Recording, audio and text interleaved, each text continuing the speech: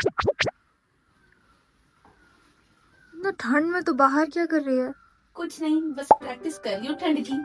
क्या पागल है।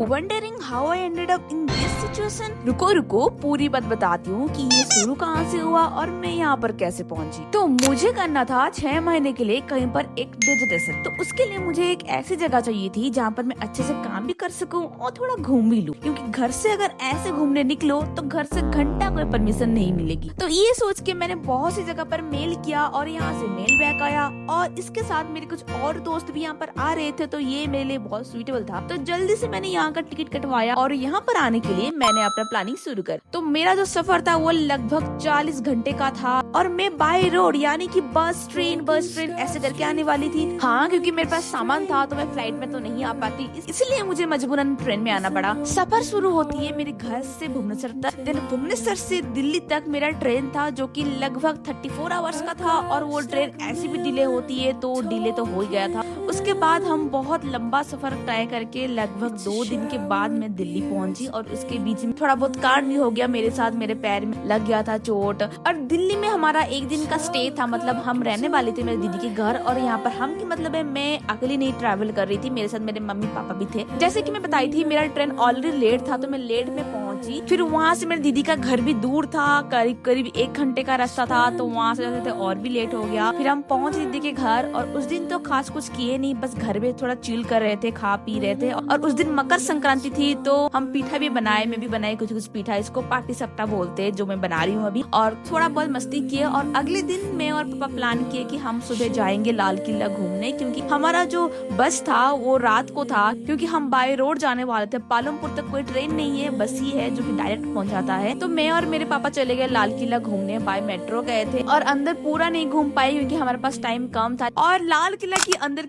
इंटीरियर के बारे में तो क्या ही बताऊं, वो तो हमेशा से बहुत ही अच्छी लगती है मेरे को, एकदम वो रॉयल वाला फीलिंग आती है। फिर पापा और मैं वापस मेट्रो से घर आए, क्योंकि घर पे मम्मी खाना बनाई थी तो हम बाहर नहीं खाए थे, तो घर पे आके हम खाना खाए, उससे ही शाम हो गया था लगभग। फिर शाम को रेडी हुए, फिर आई थिंक 8:30 या 9 बजे तक हम निकल गए घर से। हमारा जो बस था वो कश्मीरी गेट से था। मेरे पास बहुत सामान था, क्योंकि मैं जस्ट इन केस करते करते इतना सामान कर दी थी कि अब उठाया नहीं जा रहा था मेरे से, क्योंकि ये सब बेवकूफी वाला काम मेरे से ही होता है। और सुबह डायरेक्ट पहुंचते हैं पालमपुर। तो आने के बाद हम पहले होम स्टे में रुके, वहाँ पर फ्रेश हुए, और सुबह जल्दी से जाके मैं अपना एडमिशन कराती हूँ अपने हॉस्टल का। फिर हम प्लान करते थोड़ा आसपास साइट सीइंग कर लेते, घूम के आएंगे। पहले तो हम एक टी गार्डन में गए, और उसके बाद एक पार्क जैसा था जहाँ पर भी थोड़ा आसपास घूम लिए।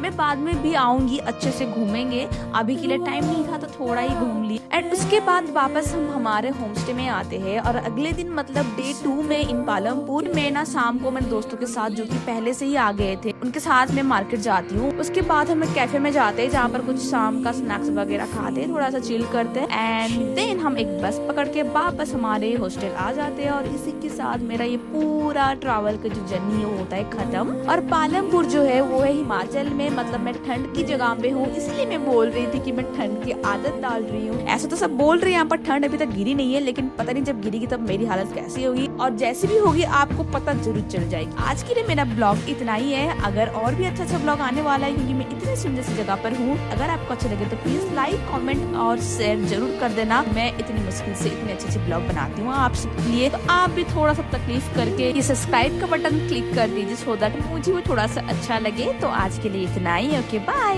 मिलते हैं नेक्स्ट ब्लॉग में।